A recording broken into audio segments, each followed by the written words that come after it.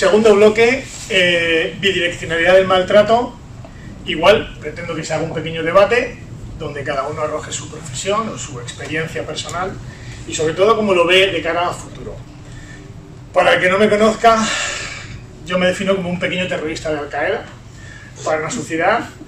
Mi delito fue pedir la custodia compartida de mi hijo y eso me costó enfrentarme a 30 procesos judiciales, 7 denuncias consecutivas de violencia de género, 2 querellas, una denuncia ante la Agencia de Protección de Datos, perder a mi hijo con 3 años y ha venido a conocerme con 16. Ver a mi madre como con auto judicial para recoger a mi hijo al que llevaba sin ver 4 meses, pilla 30 centímetros como mi expareja la pegó una paliza, por eso lleva 4 placas, una placa y tornillos en uno de sus tobillos mi madre. Tuve que ver como este humilde terrorista de Al-Qaeda solicitó hasta en 6 ocasiones, imputado por malos tratos con una petición de prisión de 14 años y medio, solicitar hasta en 6 ocasiones un punto de encuentro y José Manuel sabe mucho de mi caso, muchísimo. Es la única persona en España que tiene toda la documental historial, psicológica y psiquiátrica de mi caso, y hablamos de vez en cuando sobre este tema y sobre todo sobre mi hijo Oscar, que es la primera víctima de todo esto. No quiero exponer mi caso como el más, sino que es uno de los tantos de la gente que tenemos aquí hoy, ¿no? He ganado todos los procesos judiciales, tengo una sentencia por libre absolución por fundado uso espurio, con utilización de dinero público, mi expareja tiene 4 condenas. ¿Y a dónde voy con todo esto?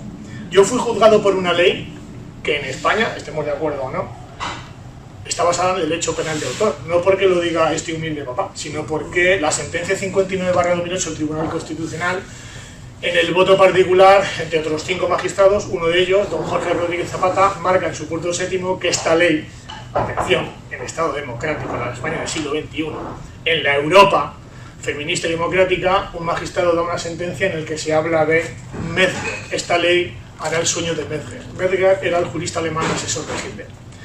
Y que este magistrado diga que habrá un derecho con la ley integral 1/2004, se generará un derecho penal para la generalidad, en el que en esencia serían vigentes los principios constitucionales, y yo cambiaré generalidad por mujeres, y otro derecho junto a él para un grupo determinado de personas, y grupo determinado lo cambio por hombres. Entonces la ley integral de violencia de género, no solamente soy un firme convencido de que esta ley nos juzga en juzgados de excepción, porque no hay ningún país del mundo, y sobre todo en Europa, cualquier persona que haya viajado un poco y vea cómo se está asesorando a italianos, franceses, alemanes, holandeses, cuidado con las mujeres en España porque te vas procesado y te vas detenido un viernes por la tarde, la gente no se lo cree hasta que lo vive, yo a eso le llamo el síndrome de la avispa, y de la noche a la mañana te ves imputado en procesos judiciales con una ley, repito, derecho penal de autor, con una sentencia constitucional del Tribunal Constitucional que además con la denuncia, no sé si se dice así en término jurídico, 187 magistrados dijeron que esto era saltar por los aires el artículo 14 de la Constitución, y no solamente eso, que hay mucha gente que desconoce esa sentencia y anima a que se la lean, sino que el anteproyecto de la ley del Consejo General del Poder Judicial, a su página 92, en el epígrafe 11º al 16º, dice entre otras muchas cosas que son valiosas, que en España no se pueden crear juzgados por razón de raza, ideología, tampoco por sexo, porque nos llevaría el derecho penal de autor. Entonces, si llevamos 20 años y ninguna persona de nuestra época, nuestra democracia, aceptaría un juzgado con perdón para gitanos, para negros, para mujeres rubias, para calvos, ¿por qué llevamos 20 años aceptando una ley que juzga a los hombres no por el delito que cometen, que también, sino por el atributo sexual que tengan entre las piernas? Dicho esto, ya introduzco y termino, esto se trata de violencia bidireccional. Como bien sabrán, y por eso me decía mi buen amigo Mario que me dijera esto, porque me gustaría que muchos conocieran, se lo voy a hacer llegar a Alejandro, estudios hay cientos, hay casi 500 o 600 a nivel nacional e internacional, pero hay uno que me llama poderosamente atención, uno que es el 111, otro que son 500 razones, y este que es el de bidireccionalidad y simetría, 111 estudios en la violencia en pareja. Y a su página 13, para mí esto fue una bomba hace 2 años cuando lo descubrí, porque fue cuando inicié un poco más mi deambular por diferentes platós o podcast de youtubers para dar a conocer algo que creo que es necesario en la defensa de nuestros hijos y nuestros nietos, porque no hemos nacido hombres para asesinar, ni maltratar, ni violar a mujeres. Igual que la mujer mata, hay científicos que durante 30 años han hecho estudios muy buenos, como les voy a leer muy brevemente y ya introducimos el debate. Informe Whitaker, 2007. Los niveles de perpetración no recíproca, es decir, inician la violencia pero no la reciben, son mucho más elevados en las mujeres, 70,7%, y en los hombres el 29,3%.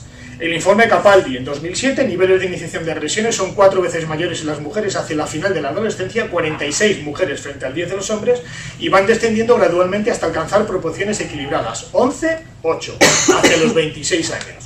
Les podría decir, por no dar más datos, Strauss, Ferguson, Harnett, Kessler, Snow, Fossi, Carrado, Morse, el Binkerkopf, el Henton, es decir, hay infinidad, cientos y cientos de estudios que avalan la violencia bidireccional. Es decir, el hombre por genética, no como nos dijo la exalcaldesa de Madrid, la violencia está incardinada en el ADN del hombre. No es cierto. La violencia está incardinada en el ADN del ser humano desde que venimos de las cavernas, porque tenían que luchar para sobrevivir, tenían que luchar con un bicharraco de 20 o 40 toneladas para matar entre 100 hombres, mientras que la mujer, como bien se sabe, los cerebros son muy diferentes, la mujer es recolectora y el hombre es cazador. Y eso ha venido siendo así a lo largo de la historia, por mucha igualdad que los cerebros funcionan de manera muy diferente. Una mujer tiene la percepción, muchísimos más olores, coge muchas más tonalidades debido a sus conexiones neuronales, sus cerebros están más interconexionados que los del hombre y tenemos funciones diferentes. Dicho esto, ¿por qué nos centramos desde hace 20 años en el único país del mundo que tiene un sesgo ideológico en los juzgados, donde solamente se juzga a las personas, ya no hombres y mujeres, solamente por la atribución sexual, con todo el carácter ideológico y político? Y termino, para la gente que no lo sepa, nos hemos gastado, si no recuerdo mal, la Junta de Andalucía justificó entre el 2012 y 2016 66.485 millones de euros con la señora Susana Díaz para la igualdad y la protección de la mujer. En el 2012, un estudio realizado por Reino Unido para ver la violencia en Europa justificó que España había dilapidado 24.400 millones de euros. Pero es que el último informe 2019-21-23 pueden leerlo ustedes en la página web del gobierno de la Unión Europea, que además tiene la sede en Almería. Me alarma cuando siguen muriendo asesinadas, que no muertas, asesinadas 50 mujeres de media, y Europa destina cada año 366.000 millones de euros para erradicar esta lacra. Mientras que tenemos 47 mujeres asesinadas para el Ministerio de Igualdad, Manaví, vicepresidente que tengo el gusto de poder luchar contra esta mentira, han sido asesinadas en 2024 69 mujeres, pero para el Ministerio de Igualdad solamente existen 47. Es decir, también hay un sesgo para las mujeres que son asesinadas por sus parejas lesbianas, por hermanos, por compañeros de piso, y han sido asesinados 34 hombres. Los hombres somos inmortales porque las estadísticas del Ministerio de Igualdad dicen que no morimos. Entonces me gustaría, haciendo esta serie de datos que puedo compartir con cualquiera, me gustaría abrir el debate de derecha a izquierda y que cada uno, bueno, pues está de acuerdo o no está de acuerdo, si es verdad y por qué tenemos ese sesgo ideológico a la hora de juzgar a las personas cuando vivimos en un país donde el artículo 14 dice que somos todos iguales ante la ley, pero que la realidad dice que no. A ver, en primer lugar, creo que esta ley es una ley que lleva implícito una cuestión de discriminación positiva, eso ante todo. Luego, yo siempre me pregunto, con tantas ayudas económicas, con tanta publicidad, con tanto protocolo, ¿por qué no funcionan las cosas? ¿Por qué no están funcionando? Al revés, parece que ni siquiera funciona. No mejoramos. Hay algo que está fallando. Yo tengo la sensación también de que, como tú bien dices, hay muchas ayudas económicas de Europa. Y también no me gustaría pensar mal, pero me da la sensación de que como yo digo, con la conciencia contemporánea en la que vivimos, hay mucha gente que saca lucro de estas políticas, ¿vale? Y aparte de que se ven políticamente correctos. Mi experiencia, sí te puedo decir que he tenido experiencias de que los hombres son especialmente vulnerables por su profesión. Son militares, son guardias civiles, son policías, y yo me encuentro muchas veces en las situaciones de que han sido denunciados por el daño que hacen a nivel de su trabajo. Cuando son militares, lo que encima no solamente es todo el proceso del protocolo que tiene que pasar por vía penal, sino también por por la parte militar, en donde incluso muchas veces pueden llegar a ser incluso excluidos, suspendidos. En este caso obviamente no pasó nada de eso, pero te puedes fastidiar la vida hasta en el sentido de que no te vayan a otorgar una medalla para el trabajo y no puedas recibirla, o te quieras presentar a un escalafón superior para aspirar a ascender en tu trabajo y tampoco eso te lo impide. Por eso considero que en principio esa violencia bidireccional me parece que no es bidireccional, sino que realmente los hombres en ese aspecto existe una discriminación positiva, y además está claro que ello tiene su patología esta ley desde el principio. Y ya con esto termino. A mí, cuando se empezó con esta ley de violencia de género, en una comida había funcionarios judiciales, jueces, magistrados, fiscales, y hablando con una fiscal me dice, esto es una locura, el señor está siendo maltratado, la señora cada vez que se acuesta a la siesta en el sofá va la señora con una sartén y le pega. Pero digo, ¿qué dices? Sí, el señor es que está, que cada vez que se tumba en el sofá le pega con la sartén. Y este señor ha cogido y ha denunciado. Y dice, y claro, ¿cuál ha sido el resultado? Pues una orden de alejamiento que se puso.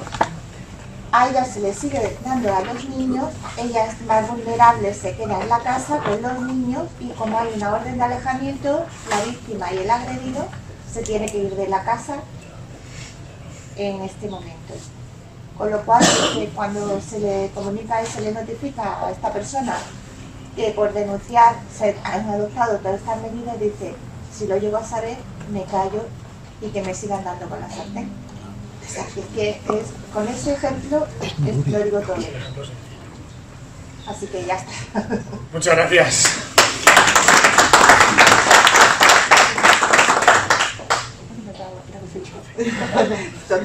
Bueno, yo en realidad voy mucho en la línea también de mi compañera. Yo siempre he pensado que creo que realmente sí existen mujeres maltratadas, pero son las que menos uso hacen real de la ley. Muy bien. O sea,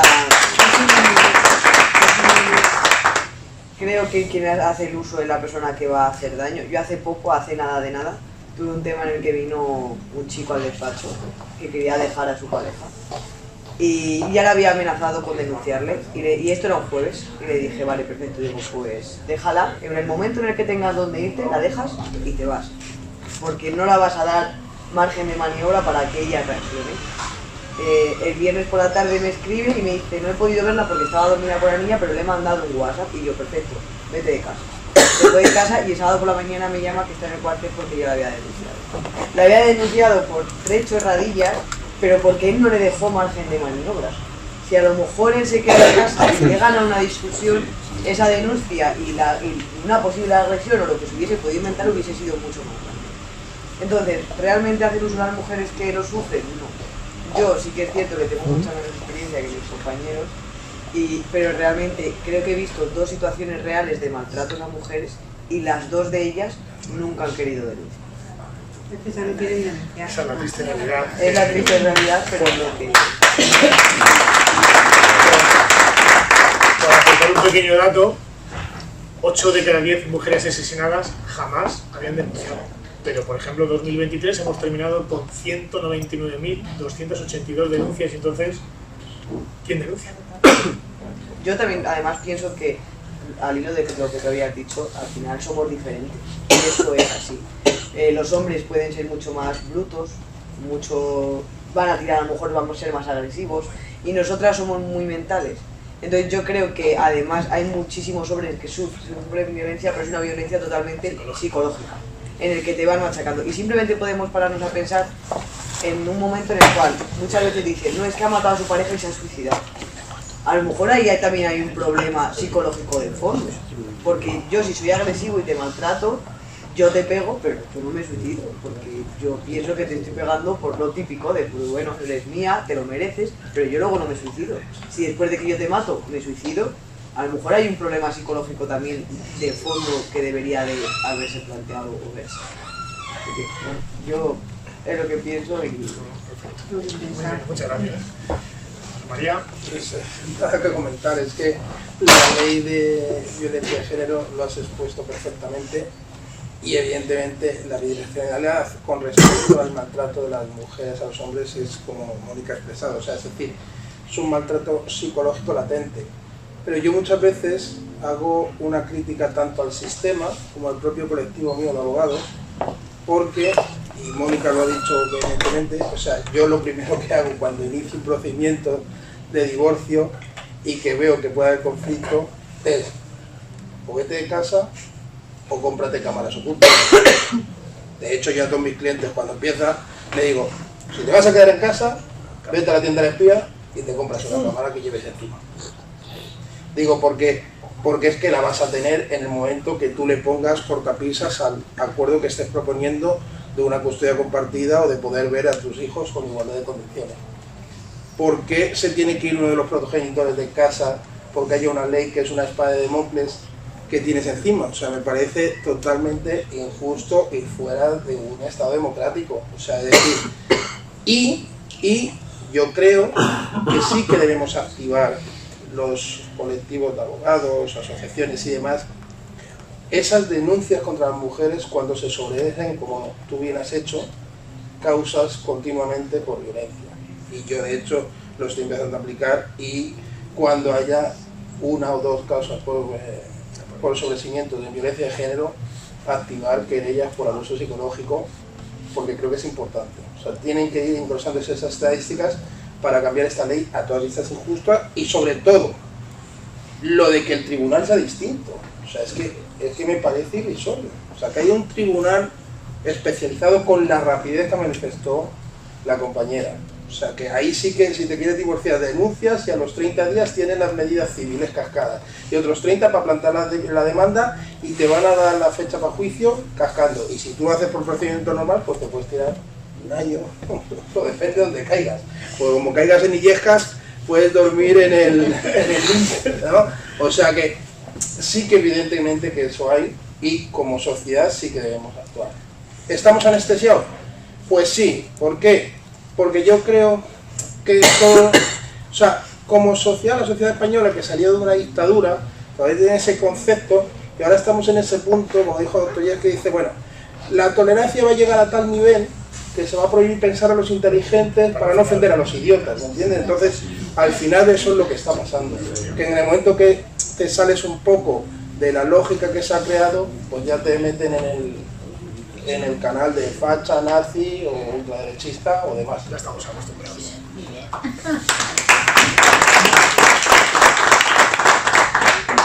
Yo quiero manifestar mi preocupación por muchas cosas que oigo, no aquí, sino en otros foros. A mí me preocupa mucho la imagen que se está transmitiendo de esta ley. Esta ley es una ley premiada por Naciones Unidas.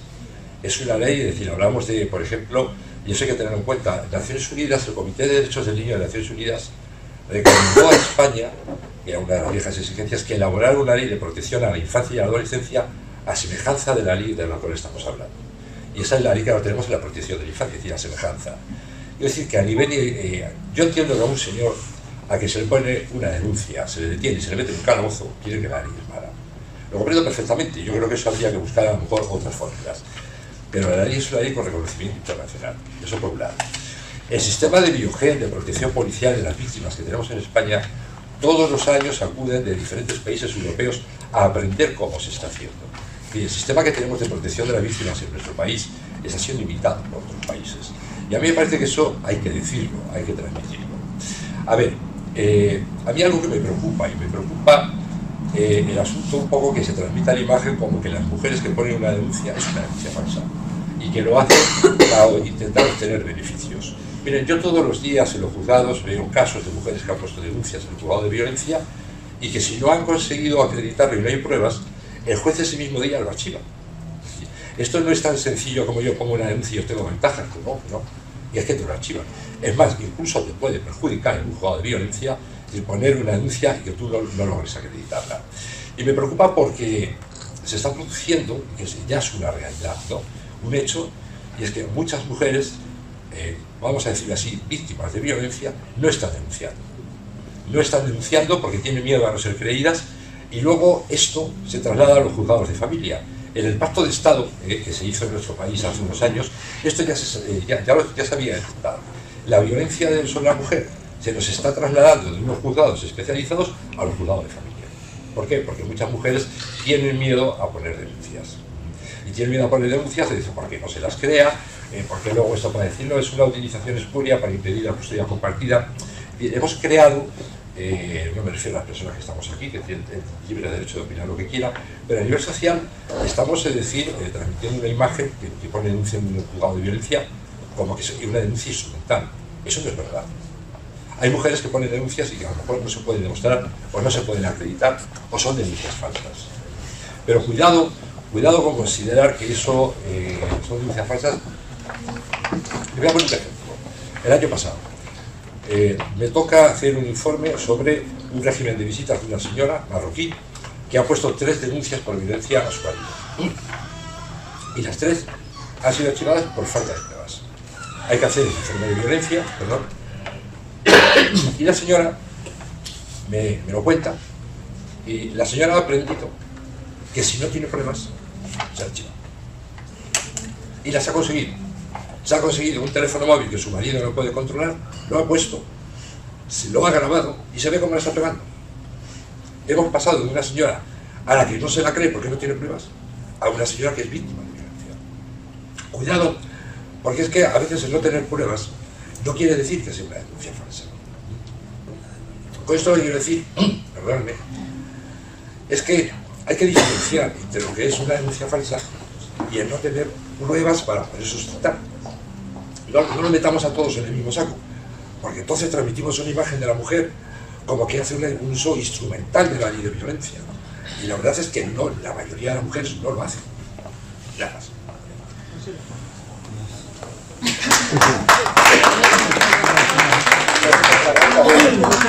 Lo que pasa es que, a contestación de lo que ha dicho Antonio, yo no creo, o sea, es decir, o desde mi punto de vista de abogado, yo no creo que hayamos manifestado eso. Lo que creo es que lo que está mal es que hay un juzgado especializado que solo pueda denunciar a la mujer.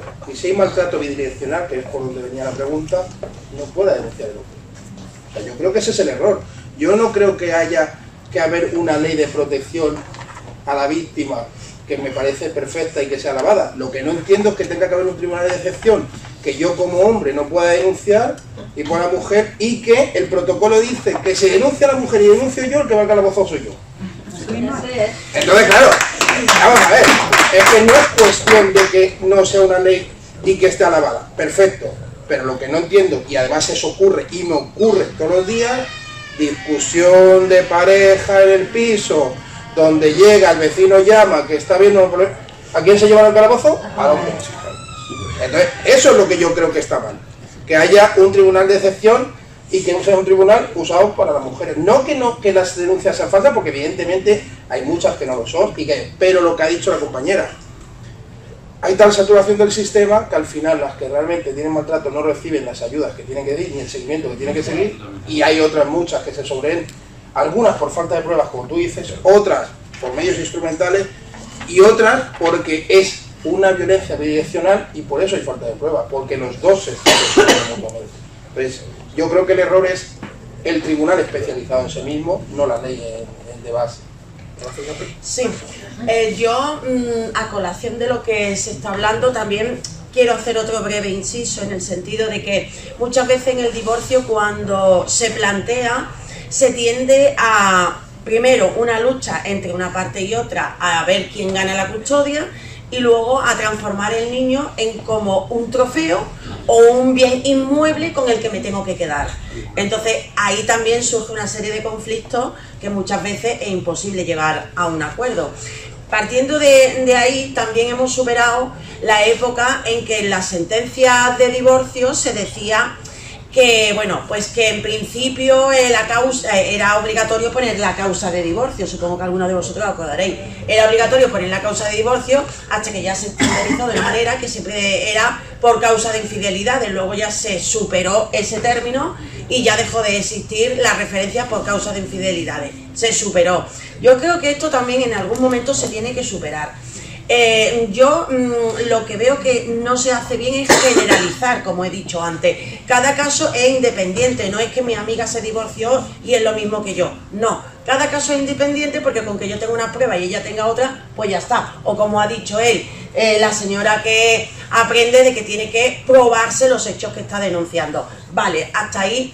Yo entiendo que, como ocurría antes, que una sentencia del Tribunal Constitucional vino a decir que el hombre estaba igual de capacitado que la mujer para poder ejercer la custodia, y a partir de ahí empezó a hablarse de la custodia a favor de los hombres.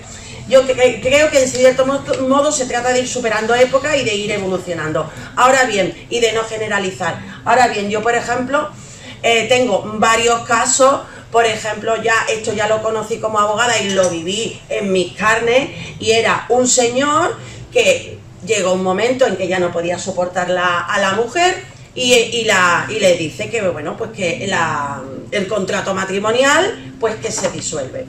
Ella no se lo toma bien y entonces, pues bueno, rápidamente se busca una pareja y tal. En una fiesta de final de curso de las niñas, pues se encuentran, ella coge y va con el carrito y bueno, pues coge y empuja a mi cliente con el carrito y coge ella y se tira al suelo, Y entonces todo eso lo plantea como una denuncia de violencia de género y terminamos en el juzgado de guardia y solicitando una orden de alejamiento. Claro, mi cliente estaba al borde de un infarto porque no era una persona que estuviera acostumbrada a ir a los juzgados, le quedaba muy lejos esos temas y de repente se encuentra, pues bueno, en una situación que le piden orden de alejamiento y que incluso el juez le dice en ese momento, y el fiscal, que por qué no se llega a un acuerdo de conformidad. Claro, ante esa situación, una conformidad, ¿por qué? Y yo le dije, pues oye, yo iría a juicio. Ay, pero es que si después perdemos, oye, pues mala suerte. Otra opción es que tú aceptes lo que no has hecho. Y entonces me dijo que él no iba a aceptar por nada del mundo que había golpeado a su mujer como para caerse al suelo. Pero es que se tiró ella descaradamente, pero bueno. Llegamos a juicio y cuando estábamos en el juicio, pues las sorpresas que me viene la mujer con un montón de testigos que habían resurgido como los champiñones, porque en ese momento estaba sola él y ella, y en el día del juicio pues habían resurgido un montón de testigos. Total, que estamos allí, pero claro, las cosas, como se suele decir, que las mentiras tienen las patas cortas. A más testigos, más posibilidades hay de probar la mentira, ¿no? Efectivamente. Entonces, pues resultó que efectivamente, con todo ese elenco de testigos, pues uno se contradijo con el otro y se evidenció que es que ella se tiró. El señor salió absuelto. Entonces ella, pues en principio se quedó ahí. La denunciamos por denuncia falsa y la condenaron. Y para mi satisfacción también la condenaron en costas y las cobré yo las costas con mucha alegría. La condenaron en costas, cobré las costas. Pero ella porque yo le dije al señor, digo, esto hay que cortarlo porque es que si no va a seguir denunciando hoy por esto y mañana por lo otro. Total, que la condenan en costas y luego vamos al juzgado a cobrar las costas, pero dice que no tiene fortuna, que es insolvente y bueno, que tiene derecho a la justicia gratuita. Y entonces pues cogí yo y digo, bueno, pues nada, vamos a hacer una averiguación patrimonial y claro que es aquí también un poco lo de las pruebas, ¿no? Es decir, si tiene un tren de vida que tú dices que gana 100 y resulta que lleva un Rolls Royce de 100, pues lógicamente aquí hay magia. Entonces, pues la justicia gratuita la perdió y terminamos embargándola. Y la anécdota es que iba a su ex marido, que era mi cliente, iba llorándole y le decía: por favor, quítame a esa abogada de encima.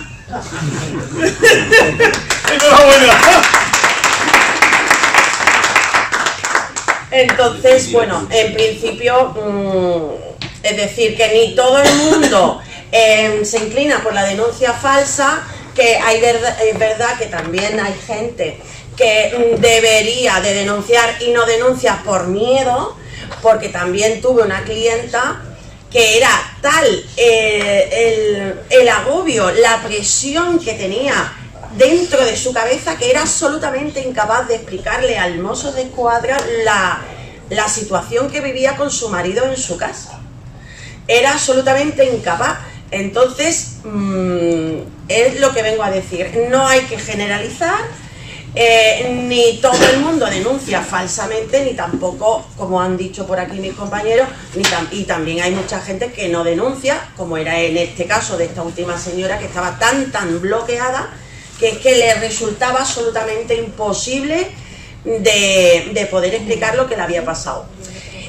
Como ha dicho él, sí que es verdad que el juez, cuando ya se ha también superado en los rodajes primero de la ley de violencia de género, cuando el juez ve que, por ejemplo, la mujer denuncia, que esto me lo estoy encontrando mucho este año pasado, por agresión sexual, y resulta que denuncia un mes después, o 15 años después. O 15 años después, pues claro, hay situaciones que lo primero que el juez plantea es: ¿por qué has tardado tanto en denunciar? Pero no lo plantea como una segunda victimización, sino que lo plantea como dentro de la libre valoración del juez, de la necesidad de tener que hacer esas preguntas para poder llegar a esclarecer los hechos que se están denunciando.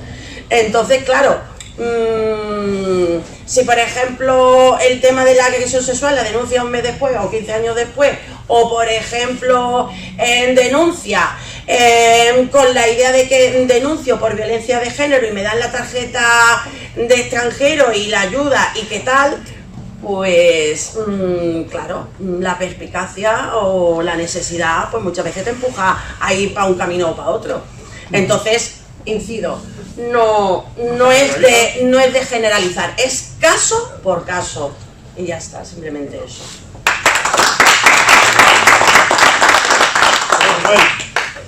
Estáis hablando de una ley cuyo mentor intelectual es un pedófilo hecho bajo la presidencia de un presidente de este país que considera que Maduro es un representante democrático legítimo y Venezuela una democracia ejemplar.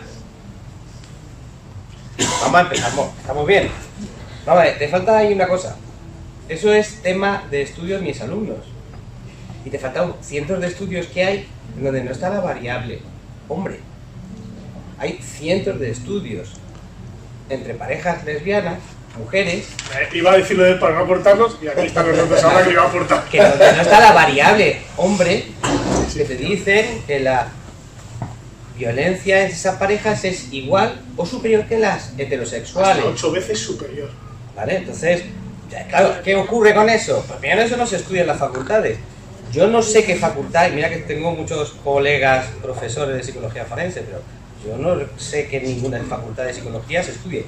En mi alma mater tampoco, vamos, donde yo me formé. Pero es que eso es así. Pero es que eso tiene más de 30 y más de 40 años, esos estudios, ¿eh? Sí. Algunos de ellos, o sea, que no es que viene a ser. Las Naciones Unidas recibe 300 millones de euros de España todos los años. A mí lo que diga, como tú comprenderás, si a mí me pagan 300 millones de euros todos los años, yo digo que España está en la Champions. No, es la Champions, es la representación de la Champions.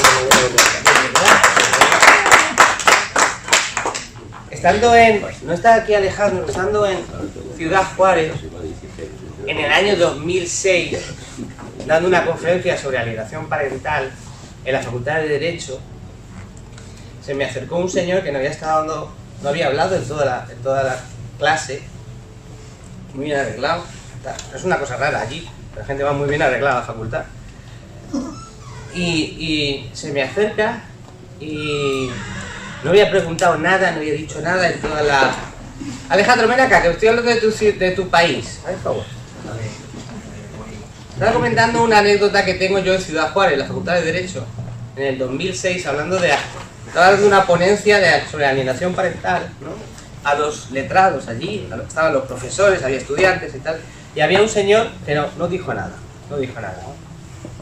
Y cuando acabamos y tal, nos levantamos, y se levanta y se acerca a mí, y dice, ¿usted conoce a Micaela Navarro? Y yo me digo, yo sí, pero me sorprende que lo conozca usted, porque es una política regional de mi comunidad autónoma. O sea, si yo hubiera vivido en Asturias o en Madrid no la conocería, pero es que es de mi comunidad autónoma. Dice, ¿por qué? Dice, porque es la que está trayendo todo el dinero para implantar esas políticas suyas aquí. O sea, el dinero para aquí a España llegó de Estados Unidos. Y nosotros hemos exportado todo esto allí, con un montón de dinero, y eso me lo comentó, estamos hablando de 2006, dando yo clases sobre alienación parental en Ciudad Juárez, Chihuahua, en Aguascalientes, en Puebla, en Tlaxcala, en DF, en el Tribunal Supremo de DF y tal. Y ya por último, para terminar, denuncias falsas o verdaderas. ¿Sí? Lo que son es útiles. Son útiles. Que gano, es útil. Que no gano, es útil. No pierdo nada. No pasa nada. Que llevo a mi hija 50 veces a una exploración ginecológica. No pasa nada. Que me están diciendo 2 sentencias de penal, 2 jueces distintos. Oiga, uso espurio de la ley, nos están utilizando. No pasa nada. Entonces no es falso, es útil. Y siempre es útil. Es un win to win. Ganar y ganar. Siempre. Creo que deberíamos de cambiar el asunto. Porque es cierto, cuando vas a llevar a una mujer que está en esa situación de violencia, cuesta Dios y ayuda llevarla. Cuesta Dios y prefieren, mira, vamos a resolverlo rapidito, venga, que me largo. Que no quiero nada, que se quede con todo, vale. Pero no, claro, lo otro es ganar y ganar, siempre se gana.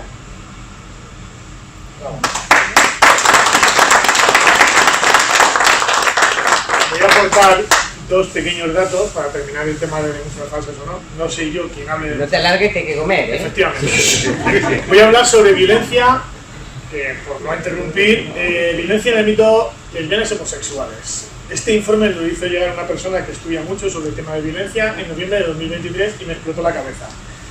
Me explotó la cabeza por los siguientes datos. España. El 34% de las mujeres lesbianas reconocen haber sufrido violencia física sexual dentro de la relación, frente al 27% de los hombres.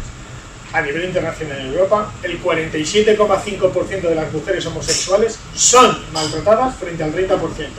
Pero es que, simplemente luego lo aportaremos para que se note, este informe estadounidense, que ha evaluado a cientos de personas, cuenta con más de 100.000 personas encuestadas. Según este estudio, los datos son interesantes desde la comparativa de porcentajes y han referido en los últimos 30 años que las mujeres bisexuales han manifestado ser víctimas de violencia por su mujer en el 61,% de los casos, las mujeres lesbianas el 43,8%, los hombres bisexuales el 37%, las mujeres heterosexuales el 35%, los hombres heterosexuales el 29% y los homosexuales el 26%. Denuncias falsas. Que saquen conclusiones que tengan que sacarlas. 2004-2024. Informes del Consejo General del Poder Judicial, informes anuales que les puedo prestar, les puedo dejar con los pendrives que tengo. 2.738.520 denuncias. Total de denuncias. Total de sentencias declarando inocente, porque hay una directiva de presunción de inocencia de la Unión Europea que dice que toda persona que tenga un sobreseimiento, un archivo que sea definitivo, tiene la misma correlación jurídica que si fuese una libre absolución. Por tanto, en el Estado democrático tenemos inocentes o culpables, y los no culpables, es decir, inocentes, han sido 2.077.637. Solamente ha habido 660.883 condenas, de las que más del 60% son conformidades, y del total de condenas, el 95% no han superado los 2 años. Si a eso añadimos que aproximadamente el 50% de los estudios en el último año y medio han demostrado que el 50% de los asesinatos han sido cometidos por personas extranjeras, y que nadie se le vaya la cabeza retorcida y piense en negros, sino alemanes, belgas, ingleses, argelinos, es decir, el 50% de la violencia que sufren las mujeres en España son cometidas por extranjeros. Y hay un informe de la Fiscalía del 2016 que, con esto termino ya, perdónenme, en base al famoso 0,01, porque yo voy a muchos debates, hablo con políticos y les pregunto: Manuel, si yo te digo a ti, por ejemplo, ¿qué marca de gafas tienes? Coges tu patilla, como hago yo, veo la gafa, la marca tal, y a la derecha un número código que te da el modelo, ¿verdad? Pues sabéis quién lo ha hecho y el año de fabricación y todo. Si yo le pregunto a un político o a una feminista de dónde sale el 0,01, es que lo ha dicho el Consejo General del Poder Judicial, como si fuera la palabra de Dios. Y yo siempre me gusta buscar e investigar de dónde sale la verdad o la mentira. Para que lo sepan, ese informe sale del 2016, un informe de Fiscalía General del Estado que realiza el estudio con 2012, 13 y 14, en el que hace un sumatorio de denuncias. 380.112 denuncias, ¿vale? Así más o menos de cabeza. Solamente ha habido 86.000 condenas y unas 296.000 sentencias de declaración de inocentes. Bueno, pues el Consejo General del Poder Judicial coge 500 sentencias para estudiar como un modo representativo las famosas denuncias falsas de violencia de género. Y coge, de esas 500 son 300 son apelaciones y 200 causas graves de audiencias provinciales. Y aquí viene la bomba estrella. De las 247, según sentencia de audiencia provincial, fueron libres absoluciones. Y de esas 47, 37 los magistrados manifestaron en su sentencia, y aquí cada uno que aplique, que sabe bastante más que yo de derecho, el 456, 57 y 58 del Código Penal, que están obligando a los magistrados en el ejercicio de sus funciones, si no me falla la memoria, a investigar el delito. De esas 37, donde dicen los magistrados en sentencia que hay abundantes indicios de falsedad, ni una se investigó. Ahora saquen ustedes las conclusiones, el porcentaje de denuncias de violencia, de denuncias falsas o no, con 2.000.000, repito, 700.000 denuncias y 2.077.000 personas declaradas inocentes. Simplemente quería hacer una pequeña aportación de debate y por tiempo... unas preguntas si quiere la gente, rápido, 5 minutos. Ahora a nuestro gran público, que también para ellos un abrazo, un aplauso. Gracias a todos los ponentes y entrevistados de hoy por su generosidad, por su tiempo, y tenéis... Ay, perdón. Son tres preguntitas, Fernando. Bueno, yo más que una pregunta quería hacer una aportación. Aquí se está hablando de la violencia de género, de la mujer maltratada, y se está dando una visión a nivel jurídico, a nivel psicológico, pero no a nivel sanitario. Yo me dedico, yo trabajo en servicio de emergencias en la Comunidad de Madrid, ¿vale? Y nosotros, bueno, pues cuando hay una violencia de género o en una comisaría, nos avisan, ¿vale? Porque tienen derecho a la asistencia sanitaria. Cuando el 016 recibe una mujer maltratada, nos avisan para que vayamos a atender a esa mujer maltratada. Entonces yo quiero hablar desde mi punto de vista como sanitario, no como jurista, sino de lo que yo veo a diario cuando voy a estos sitios. Cuando voy a estos sitios todavía estoy por ver una comisaría que me llame para atender a un señor detenido, ¿vale? Y que este señor yo estime que pueda ser culpable. Yo voy a la comisaría y resulta que me encuentro una mujer que ha denunciado que dice que la ha pegado. Cuando yo voy a hacer esa análisis, voy a ver efectivamente qué aporta que esa mujer que tiene, me dice, me ha golpeado aquí, no está ni colorado. Vale, bajo al calabozo, a ver al señor, con un mordisco aquí que le había arrancado el casco, todo el cuello arañado, pero él está detenido y ella se va a su casa. Llego a otra comisaría, donde incluso ella está diciendo que le ha pegado. No, si le he pegado yo, pero él está detenido y ella se va a su casa. Voy al 016 a ver a las mujeres que realmente están maltratadas. Cumplen un patrón, desde mi punto de vista, perfecto. Yo no soy psicólogo, pero cuando me acerco a ver a esa señora, la mujer primero mira al suelo. No conozco ninguna mujer que yo haya ido, que haya denunciado, que estemos en la comisaría y que mira al suelo. La de las comisarías te mira a la cara. No, es que me ha pegado aquí, aquí, ¿vale? La de 016 mira al suelo. La preguntas y no te contesta, tiene miedo. Hace unos años fuimos concretamente a un caso que se me quedó grabado, y es porque esta mujer no quería hablar. Y al lado tenía una niña con 8 añitos. La mujer determinó ir al 016 a denunciar porque su pareja había atado de pies y manos a la cama a la niña. La cría había que verla. Miraba al suelo. Nadie decía nada. Se detuvo a ese señor porque el señor lo que hacía es que cogía a la mujer y le decía: a las 7 te quiero en casa. Y la mujer a las 7 estaba en casa. Cuando él se iba a trabajar, esa puerta estaba cerrada con un palo por detrás para que la mujer no se pudiera marchar. ¿Vale? Y en este caso, la mujer se decide porque la niña está atada y se detiene al señor porque el señor, como a las 7 de la tarde la mujer no había llegado a casa, era boxeador, se fue a la casa de la madre y al padrastro le dio una paliza que lo dejó en la uña.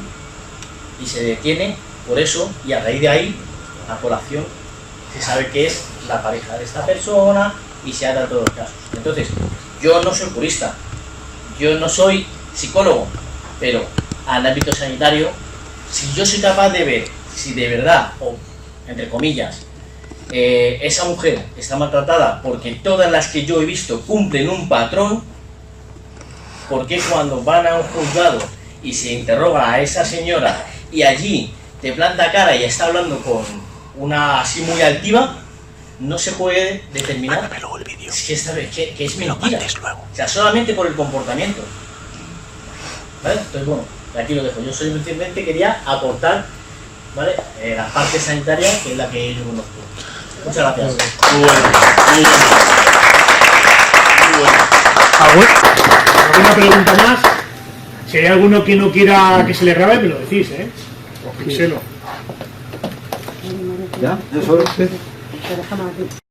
Pues nada, ya después de estar escuchando a la ponente y sobre todo sobre el tema este de lo que es la Ley Integral de Violencia de Género, os quería hacer una pregunta: si ustedes creen realmente que estamos en un Estado de Derecho donde se permite que haya juzgados que solo juzguen a personas por su condición de sexo, de género, donde se permite que el mismo delito sea cometido por un hombre o una mujer tenga condenas o un castigo diferente. Porque yo entiendo que si es una ley tan premiada por la ONU o por lo que está siendo referente para otros países, si consideran que eso es de un Estado de Derecho. Gracias. Muchas gracias. Es un debate para todos. Sí, yo entiendo. Yo creo que en España vivimos en el Estado de Derecho. Y la prueba de que vivimos en el Estado de Derecho es que podemos estar aquí hablando sobre esto y podemos tener puntos de vista diferentes. El problema, yo creo que hay que separar un poco las cosas. Una cosa es la violencia sobre la mujer como fenómeno que existe como lacra, que exigía un tratamiento por parte de la sociedad, y otra cosa, bueno, pues es el funcionamiento que se articula por parte del Estado y por parte de la Administración de Justicia para hacer frente a eso. Se crean unos juzgados especializados que son los juzgados de violencia. Bien, eso se hace dentro de lo que es el marco del Estado de Derecho. Podemos estar de acuerdo en determinadas cosas del funcionamiento de esos juzgados o no. Dentro de poco vamos a tener juzgados específicos para los menores, para la infancia. Va a haber juzgados específicos exclusivamente para atender cuestiones de infancia. Si yo comprendo muchas de las cosas que se están diciendo aquí, o sea, si yo comprendo que haya muchos hombres, y ya lo he dicho antes, es decir, que a ti te pongan una denuncia y que esa noche la pases en el calabozo, evidentemente eso no se olvida fácilmente. Y no solo no se olvida fácilmente, sino que además ya la relación entre esos dos progenitores queda completamente rota, ¿no? Yo eso evidentemente lo entiendo. Que el argumento que se ha dado era que había que hacer una discriminación positiva respecto a la mujer, también es verdad, por lo menos por lo que yo veo, porque yo he trabajado antes de que existiera esta ley, y se necesitaban órdenes de protección, que se violaban y no pasaba absolutamente nada. No pasaba nada. Y uno podía violar una orden de protección sistemáticamente y no iba a la cárcel. Ahora eso sí, luego ya cuando lo juzgaban se le metían todas juntas, ¿no? Hoy es verdad que a un hombre no se le ocurre tan fácilmente violar una orden de protección porque sabe que al día siguiente tiene a la cárcel. La protección de la mujer ha conllevado una discriminación positiva que puede redundar en una cierta pérdida de derechos por parte del hombre. Puedo estar de acuerdo. Puedo estar de acuerdo. Yo creo que hay cosas que se tienen que mejorar. Y a mí me parece que esta es una de ellas, ¿no? Es cuestión de medios. Es decir, Porque estamos hablando de que un hombre se detiene, pero si a ti te ponen una denuncia por violencia un fin de semana, por lo mismo te dirás el fin de semana en el calabozo de la Guardia Civil o en la comisaría de policía, y vas al juzgado el lunes, y el lunes el juez te deja libertad porque no hay pruebas y el asunto se archiva. Eso se podría resolver de otra forma, a través del juzgado de guardia. El juzgado de guardia, donde el detenido automáticamente fuera puesto a disposición judicial y automáticamente se dictará una resolución, lo que se hace al día siguiente. Pero claro, eso exige dinero, eso exige tener medios, que no tenemos. No tenemos medios, tenemos dinero. Yo creo que es un Estado de Derecho, sí, yo creo que sí, que afortunadamente vivimos en un Estado de Derecho, y que hay cosas que mejorar, sin duda. Sin duda. Yo, si me deja permitir, yo creo que con esta ley, la ley de la violencia de género, las partidas presupuestarias que se crean, con todos los medios y todos los fondos que se crean y que se disponen para combatir la violencia de género, por este caso, es como, yo lo comparo como si fuera crear, como se creó los BAN, creando un grupo terrorista para acabar con el terrorismo, y eso no creo que sea la vía de un Estado de Derecho. Creo que aquí se está intentando acabar con supuestamente no hay un interés realmente para acabar con este drama, porque sí, vamos a hablar que es un drama, pero estamos hablando de que se están incrementando las partidas presupuestarias exponencialmente durante todos estos años, pero es que las cifras de víctimas no bajan. ¿Dónde está esa partida? ¿Dónde está ese dinero que se estamos destinando? Porque eso lo pagamos todos con nuestros impuestos. Lo que está claramente es que esta ley no está funcionando, y lo que hay que ver qué intereses hay para no cambiarla o para ver que esto siga existiendo, porque vamos a ver, lo que estaba diciendo Jesús, es que solamente en una comunidad autónoma, que es la Junta de Andalucía, destinó 66.500 millones de euros en 2 años en políticas de igualdad y de género y tal. Solo destinaron, luego salió otra noticia, que solo se destinaron del Instituto de la Mujer de Andaluz, solamente el 3% se destinaron a las víctimas de violencia de género. Estamos hablando de 66.500 millones de euros en 2 años, pongamos que haya 4,5 millones de mujeres. Estamos hablando que reciben, sin serlo, o siendo víctimas de violencia, unos 15.000 euros. O sea, durante 2 años una mujer ha recibido, o se ha destinado supuestamente una partida presupuestaria de la Junta únicamente de Andalucía, 15 o 16.000 euros, están así más o menos el cálculo que yo hice. Ahora dígame, esta señora es de Andalucía, a ver qué parte de ese presupuesto ha recibido ella. En igualdad, en educación, o sea, ¿qué estamos haciendo aquí en España? Lo que yo creo que aquí en España lo que está ocurriendo es que se han creado unos intereses y de un drama se está utilizando un negocio. Siempre se utilizan, de los dramas siempre se utilizan para negocios. Vamos a hablar hasta los diamantes de sangre, ¿no? Los famosos diamantes de sangre en África, que pues no interesaba que estuviesen los países enfrentados o que las tribus y tal para conseguir diamantes, que nosotros en Europa estamos vendiendo a precios desorbitados. Pues eso es lo que yo creo que realmente estamos sufriendo ahora mismo aquí en España.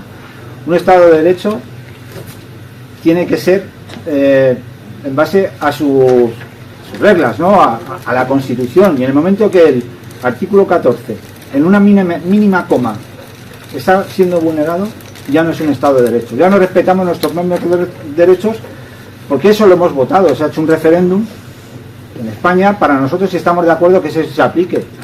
Si ha habido un cambio de lo que es el derecho constitucional, nosotros tenemos que votar si estamos de acuerdo o no estamos de acuerdo. ¿Lo han hecho los políticos? No. ¿Por qué? Porque no les interesa. Entonces, ¿quién está sacando el beneficio de esto? Las víctimas siguen desprotegidas, las denuncias sí, siguen incrementando, seguimos incrementando también las absoluciones, pero ¿quién se está beneficiando? Pues creando cargos, más direcciones, cada vez más sueldos de 7.000 o 8.000 euros anuales, en decir que en España todos los hombres somos violadores o agresores en potencia. Ese es el problema. Una apreciación, estaba apuntando la abuela y Manuel y el último, pero muy brevemente, por favor, que vamos mal de tiempo y la gente tiene mucho hambre. A ver, lo mío es breve. Mi pregunta es, ¿por qué de la misma forma que una mujer dice que le ha pegado y el marido, o sea, o la pareja, es el hombre y pasa sin llevar pruebas y pasa un fin de semana en el calabozo, ¿por qué no pueden hacer lo mismo pero al revés?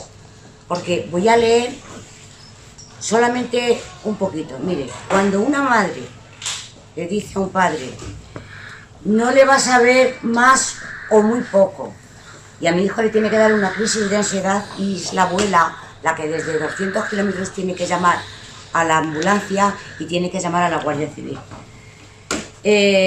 La querida mamá tiene que decir, ¿qué pasa? ¿Que me tengo que ir para estar bien? Ocúpate tú del niño, yo no estoy bien, me voy a hartar y voy a dejar al niño y me voy. Y a mi nieto, tenerle que decir, esa señora, porque no le hacen la cenita, quédate con este señor, con su padre, al niño a su padre, quédate con este señor. O la mamá al niño tener que decirle, la mamá al padre tener que decirle, ¿y qué pasa? Vale, tú te vas y me dejas a mí el paquete. ¿Qué paquete? Es mi nieto. ¿Por qué estas cosas no se debaten? ¿Por qué estas cosas solamente las hace mal el padre? No, no. Yo conozco los dos casos. Conozco el caso de una sobrina mía y llevo 24 años con ella. Y la custodia la tiene el padre. Y le faltaban los trozos del culete porque no la atendía. Nosotros la hemos criado. Y conozco mi caso. Yo sí vengo de mujer maltratada, pero maltratada de verdad. Y es lo que me ofende y es lo que me indigna. ¿Por qué no hacen lo mismo con la mujer? ¿Por qué no se les llevan a la cárcel? Porque es el padre el que tiene que estar siempre no viendo a sus hijos.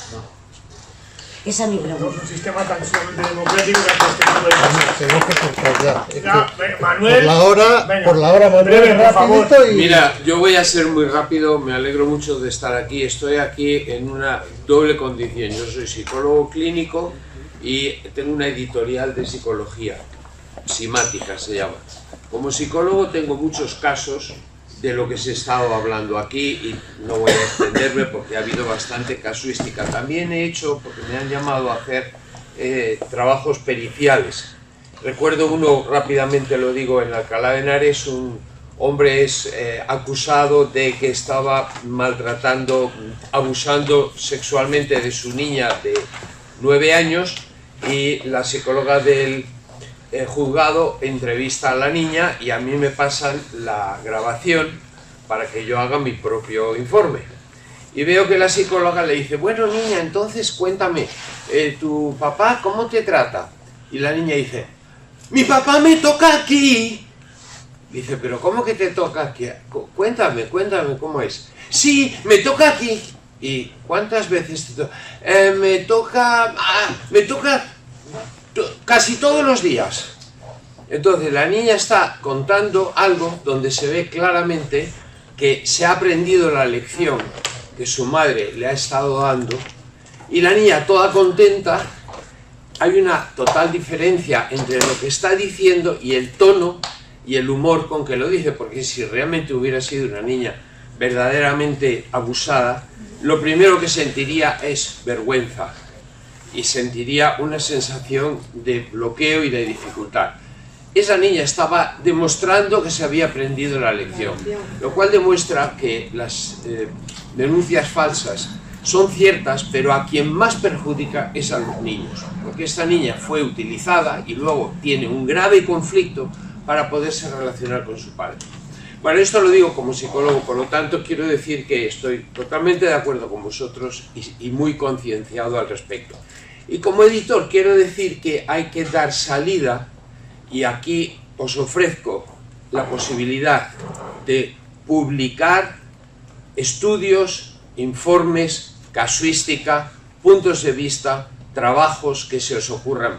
Hay que dar salida, la editorial mía está muy orientada al mundo hispanohablante y tenemos imprentas en 10 países de Sudamérica, de manera que es muy fácil que lo que se publica aquí sea conocido y ahora tengo el gusto y el honor de decir que voy a publicar el próximo libro de Alejandro sobre alienación parental. Es decir, que las editoriales habituales son comerciales, no se quieren meter en líos, pero una editorial técnica o profesional con conciencia de lo que está pasando, el problema no es ganar dinero, el problema es dar difusión a una realidad que es esencial que tenga difusión y sea conocida en la sociedad, porque estamos en una sociedad muy manipulada, una sociedad en la que, por ejemplo, la tendencia natural de fuerza y agresividad masculina es vista como violencia, Yo tengo pacientes que tienen una sensación de castración porque ellos tienen una tendencia natural masculina a actuar con fuerza y resulta que el imaginario social les tilda de violentos. O sea, hay que hacer un trabajo de reeducación masivo. Y vosotros tenéis mucha documentación, mucha casuística, lo tenéis muy claro, me ha encantado oír lo bien que razonáis un montón de cosas. Entonces, si queréis, hablamos y publicamos. Muchas gracias, Manuel. Gracias a todos. Yo he participado en algunas de las ponencias de sus libros y con esto finiquitamos. Quiero dar las gracias y un grandísimo aplauso a todos los ponentes por su tiempo. Muchas gracias a todos y cada uno de los que habéis asistido. Gracias por los puntos de vista, por la profesionalidad que habéis demostrado aquí hoy. Gracias por acercarnos al público. Todos, yo he sido hoy un poco de moderador, pero también soy víctima, entiendo su punto de vista porque lo he vivido durante 6 años de manera muy cruel. Y hoy tengo la suerte de poder representar a muchos de ellos que confían en la asociación ABIF, en APFS, que sepáis que no vamos a parar.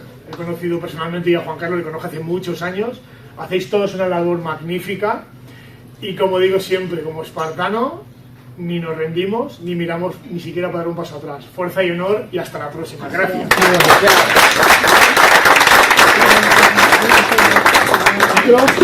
¿Perdón? Sí. Bueno. ¿Hacemos una foto de grupo? Sí, venga, sí.